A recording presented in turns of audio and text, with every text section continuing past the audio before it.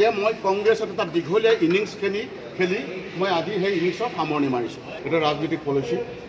গতিকে মই আগতেও কিবা ওলাইছিলে বেলেগ দলত যোৱা কথা, তেতিয়া মই সেই সময়ত মই কৈছিলোঁ কোনো সেই সময়ত মই কাৰো লগত কথা পতা নাছিলোঁ, কথা পতা ফুটেজ থাকিলে দেখাবলৈ কৈছিলোঁ। কিন্তু এতিয়া কথাটো হ'ল যে বিজেপিৰ লগত জইন কৰা কথাটো it is a political process. কাৰণো যেতিয়ালৈকে বস্তুটো কথাই বতৰাই মানে সন্মতি নহয়, মই যেতিয়া সন্মতি নহওঁ, যেতিয়া মোৰ হৃদয়খনে সন্মতি নহয়, তেতিয়ালৈকে ইয়েছ বুলি ক'ব নোৱাৰি। কাৰণ আপোনালোক সংবাদ মাধ্যম, আপোনালোকৰ যোগেদি অসমৰ সন্মানীয় জনগণৰ ওচৰলৈ বাৰ্তাবিলাক যায়। যেতিয়া মই যোৱাকালি মই যেতিয়া কথা বতৰা পাতি আমাৰ লিডাৰৰ বিজেপি দলৰ ভাৰতীয় জনতা পাৰ্টীৰ লিডাৰৰ লগত কথা বতৰা পাতি যেতিয়া মই সন্তুষ্ট হ'লোঁ, আত্মসন্তুষ্ট হ'লোঁ আৰু মই কাম কৰাৰ স্ক'প পাম বুলি মই ভাবিলোঁ, জনগণৰ সেৱা কৰিম পাৰিম বুলি ভাবিলোঁ, তেতিয়াই মই সিদ্ধান্ত ল'লোঁ। আৰু সেই সিদ্ধান্ত হৈছে সম্পূৰ্ণ জনগণৰ স্বাৰ্থত লোৱা সিদ্ধান্ত। আৰু মই ক'ব কওঁ যে মই কংগ্ৰেছত এটা দীঘলীয়া ইনিংছ খেলি মই আজি সেই ইনিংছৰ সামৰণি মাৰিছোঁ। নতুন ক্ৰিজত, নতুন পিটছত মই আজিৰ পৰা নতুন এখন ভাৰতীয় জনতা পাৰ্টীৰ যোগেদি অসমবাসীক সেৱা কৰাৰ স্বাৰ্থত মই আজি নতুন পিছত আজি ভৰি দিছোঁ। গতিকে মই ভৰি দিয়াৰ প্ৰাকখনত যেতিয়া মই ষ্টেজত উঠিছিলোঁ, তেতিয়া আমাৰ জাতিটোৰ পৰম গুৰু শ্ৰীমন্ত শংকৰদেৱ আৰু শ্ৰীমন্ত মাধৱদেৱৰ চৰণত সেৱা লৈ মই ভগৱান ৰামচন্দ্ৰৰ আশীৰ্বাদ শিৰত লৈ আৰু বজৰংবলীৰ মহাশক্তি কামনা কৰি মই মুখ্যমন্ত্ৰী আৰু আমাৰ মাননীয় সভাপতি ভাৰতীয় জনতা পাৰ্টীৰ অসম প্ৰদেশৰ সভাপতি ভৱেশ কলিতাৰ সন্মুখত মই আজি ভাৰতীয় জনতা পাৰ্টীত যোগদান কৰিছোঁ। ইয়াৰ মূল কাৰণ হৈছে যে মই ৰাইজৰ মাজত থাকি কাম কৰা এজন ব্যক্তি, মই সাধাৰণ জনতাৰ দুখে সুখে থাকি কাম কৰা এজন ব্যক্তি। আপোনালোকে মোৰ কৰ্মস্থলীবিলাকলৈ গ'লে জানিব পাৰিব।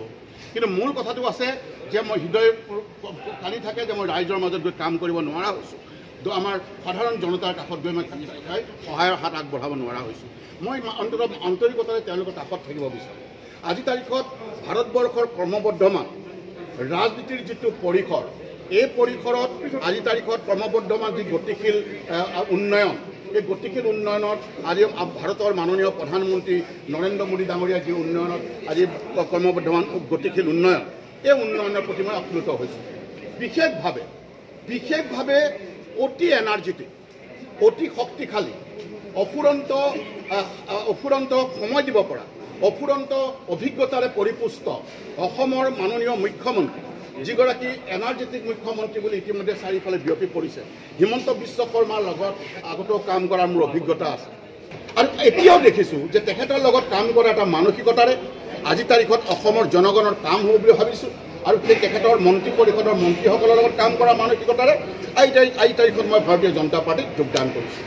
কিয়নো মই অনুভৱ কৰিছোঁ, কাৰণ যোৱা সময়ছোৱাত কংগ্ৰেছ দলৰ লিডাৰ আছিলে, মই কংগ্ৰেছ দলত কাম কৰি আহিছোঁ। মই এটা কথা শিকিছোঁ, মই আৰু আমাৰ ইণ্ডিয়ান নেশ্যনেল কংগ্ৰেছত প্ৰায় 7 বছৰতকৈ বেছি মই ছেক্ৰেটাৰী আছিলোঁ, অল ইণ্ডিয়া কংগ্ৰেছৰ ছেক্ৰেটাৰী আছিলোঁ। মই কাৰ লগত কাম কৰিছিলোঁ? মই মধুসূদন মিস্ত্ৰীৰ লগত 2 বছৰ আছিলোঁ এটাচমেণ্ট হৈ, তেখেত জেনেৰেল ছেক্ৰেটাৰী আছিল।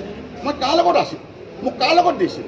গোলাম নবী আজাদৰ দৰে এগৰাকী অভিজ্ঞ পৰিপক্ক ৰাজনীতিবিদৰ লগত, যিগৰাকীয়ে ৰাজীৱ গান্ধীৰ লগত মন্ত্ৰী আছিলে, যিগৰাকীয়ে বিভিন্নজনৰ লগত মন্ত্ৰী আছিলে, তেখেতৰ লগত মই এটাচমেণ্ট হিচাপে তেখেত জেনেৰেল ছেক্ৰেটাৰী, তেখেতৰ লগত মই ছেক্ৰেটাৰী হিচাপে প্ৰায় 2.5 বছৰ আছিলোঁ। মই কাৰ লগত আছিলোঁ? গোলাম নবী আজাদ যোৱাৰ পিছত মোক কাৰ লগত দিছিল?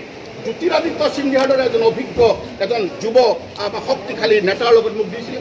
জ্যোতিৰাদিত্য সিন্ধিয়াৰ লগত মই এটাচমেণ্টত আছিলোঁ, তেখেতক গুচি গৈছোঁ ছেক্ৰেটাৰী হিচাপে। তাৰপিছত প্ৰিয়ংকা গান্ধীৰ লগত মোক এনেকুৱা ব্যক্তিৰ লগত ৰাখিছিল, কাৰণ কিয় ৰাখিছিল এইটো আপোনালোকে নিজে উপলব্ধি কৰিব। প্ৰিয়ংকা গান্ধীৰ লগত মোক ৰাখিছিল, জ্যোতিৰাদিত্য সিন্ধিয়া, গোলাম নবী আজাদ। সেই সময়ত গোলাম নবী আজাদে কিহৰ কাৰণে দল ত্যাগ কৰি ওলাই গ'ল মোৰ আগত ব্যক্তি কৰিছিল, কাৰণ মই তেখেতৰ নলে গলে লগাৰ লগত লাগি থকা কাম কৰা ব্যক্তি আছিল। জ্যোতিৰাদিত্য সিন্ধিয়া ওলাই যোৱাৰ 2 মাহৰ আগত মোক তেখেতৰ মনৰ দুখৰ কথা ব্যক্ত কৰিছিলে। কিন্তু দলক কোনোদিন সমালোচনা নকৰাকৈ অতি মনে মনে তেখেতে ওলাই গৈছিল, মনৰ দুখ মনতে লৈ ওলাই গৈছিল। আৰু মই তাৰপিছত দেখিছিলোঁ যে মোৰ ভাল বন্ধু জিতিন প্ৰসাদ, আমাৰ উত্তৰ প্ৰদেশৰ জিতিন প্ৰসাদ ওলাই গুচি গ'ল ৰাহুল গান্ধীৰ কাষৰ পৰা। জিতিন প্ৰসাদ এতিয়া Uttar Pradesh গভৰ্ণমেণ্টৰ PWD minister. RPN Singh ওলাই গুচি গ'ল। এনে বহুজন নেতা লাহে লাহে ওলাই গ'ল।